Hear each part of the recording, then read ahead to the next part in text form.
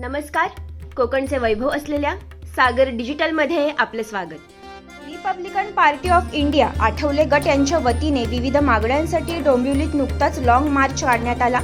ठाणे प्रदेश व कल्याण डोंबिवली झोपडपट्टी महासंघ यांचे विद्यमान ठाणे प्रदेश उपाध्यक्ष व कल्याण डोंबिवली झोपडपट्टी महासंघ अध्यक्ष माणिक उघडे व डोंबिवली शहर अध्यक्ष अंकुश गायकवाड यांच्या नेतृत्वाखाली भव्य लॉंग मार्च काढण्यात आला.